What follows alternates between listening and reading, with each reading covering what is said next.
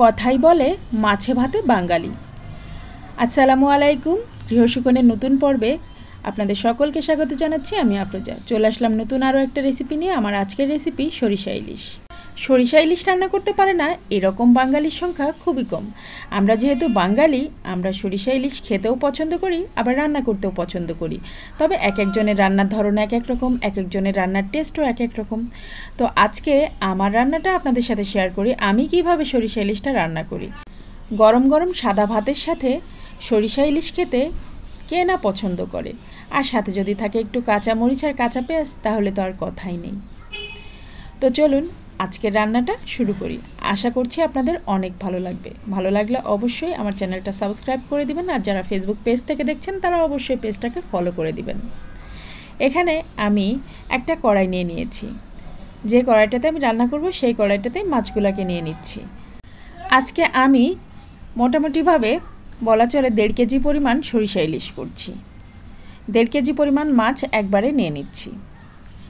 এখন আমি আগে থেকে কিছু সরিষা পেস্ট করে নিয়েছি। সরিষা, কাঁচামরিচ আর লবণ দিয়ে পেস্ট করে নিয়েছি গ্রাইন্ডারে।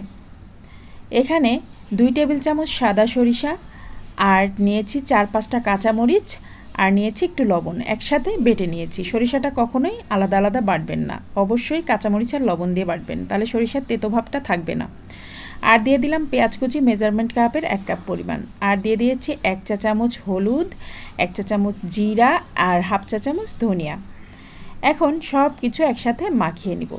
কাঁচামরিচটা আমি এখানে 5-6টা দিয়েছি, আপনারা আপনাদের ইচ্ছা মতো মরিচটা অ্যাড করতে পারেন। এখন দিয়ে দিব সরিষার তেল। এই রান্নাতে অবশ্যই সরিষার তেলই দিবেন। একটু শুকনা মরিচের গুঁড়াও দিয়ে দিলাম, 1/2 চা চামচের মতো শুকনা মরিচের গুঁড়া দিয়ে দিলাম। যেহেতু আমি 4-5টা কাঁচামরিচ দিয়েছি তাই একটু শুকনা মরিচ দিয়ে দিলাম। এখন সব কিছু একসাথে মাখিয়ে নিব।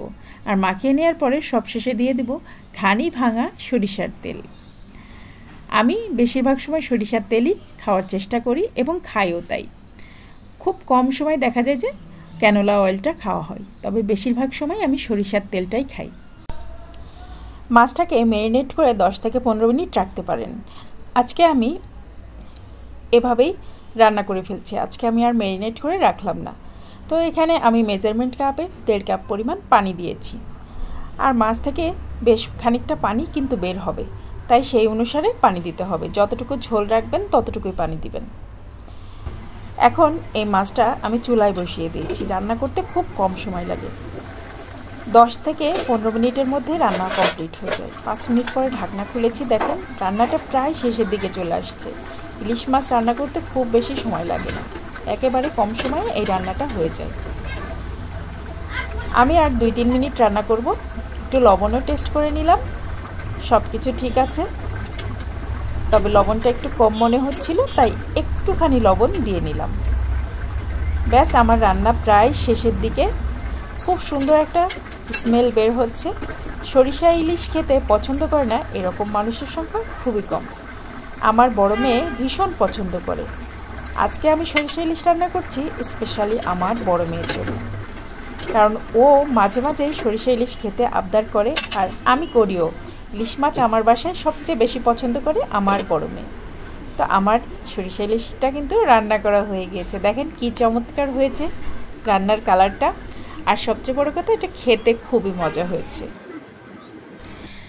বাঙালি মানেই মাছে ভাতে বাঙালি। এমন কোনো মানুষ নেই বাংলাদেশের যে মাছ পছন্দ করে না, আর ইলিশ মাছ পছন্দ করে না এরকম মানুষের সংখ্যা সত্যিই খুব কম। আমার বাসায় আমার বড় মেয়েটা সবচেয়ে বেশি পছন্দ করে, আমরা অবশ্যই পছন্দ করি, তবে আমার মেয়েটা একটু বেশি পছন্দ করে। এখন ইলিশ মাছগুলোকে একটা ডিশে তুলে নিচ্ছি। যেহেতু আমার মেয়েটা ভাত খাবে এখন, সেজন্য তুলে নিচ্ছি। আর তাছাড়াও ভিডিও করার জন্য একটু তো ডেকোরেশন করাই লাগে, তাই না? যদি ভিডিও না করতাম তাহলে হয়তো বা ডিশে তুলতাম না। যেহেতু আমি এটা রেসিপি ভিডিও করছি তাই একটু ডিশে তুলে নিলাম। আর আমার মেয়ের প্লেটটা আমি সবসময় সাজাই, সেটা ভিডিও করার জন্য হলেও সাজাই, না করার জন্য হলেও সাজাই, কারণ আমি সবসময় আমার মেয়ের প্লেটটা সুন্দর করে সাজিয়ে দিতে খুব পছন্দ করি। আর আমার মেয়েও না সুন্দর করে সাজানো খাবারগুলো খেতে খুব পছন্দ করে, ভীষণ পছন্দ করে। সব বাচ্চাই মনে হয় এরকম। আর এই সরিষা ইলিশটা এত ইয়াম্মি হয়েছিল, আপনারা অবশ্যই আমার রেসিপিটা একবার হলো ট্রাই করবেন। এখন আমার মেয়ের প্লেটে সরিষা ইলিশটা দিয়ে দিচ্ছি। আমি একটু ওর প্লেটটা সব সময় ডেকোরেশন করে দিই, আর ও এরকম ডেকোরেশন করা খাবার খেতেই বেশি পছন্দ করে। এই তো আমার সরিষা ইলিশ আর গরম ভাত, সাথে কাঁচামরিচটা কিন্তু আমার বাবু খাবে না, এটা জাস্ট আমি রেখেছি ভিডিও করার জন্য। কিন্তু আমি কিন্তু সরিষা ইলিশের সাথে কাঁচামরিচ আর পেঁয়াজ খেতে খুব পছন্দ করি, ভীষণ পছন্দ করি। তো দুপুরের খাবারে এরকম আইটেম থাকলে আর কোনো তরকারির দরকার নেই। আর সরিষা ইলিশের এই ঝোলটা এত মজা হয় যে কি বলবো। তো যাই হোক, আজকের ভিডিওটা আপনাদের কার কার কাছে কেমন লাগলো আমাকে কমেন্ট করে জানাবেন। আপনাদের সুন্দর সুন্দর কমেন্ট করতে আমার অনেক ভালো লাগে, আর আপনাদের সুন্দর সুন্দর কমেন্টের জন্য আমি ভিডিও তৈরি করার আগ্রহ এবং উৎসাহ অনেক বেশি পাই। তাই আপনারা কমেন্ট করতে ভুলবেন না কিন্তু, কেমন? যারা ইউটিউব চ্যানেল থেকে আমার ভিডিওটা দেখছেন তারা অবশ্যই চ্যানেলটাকে সাবস্ক্রাইব করে দিবেন।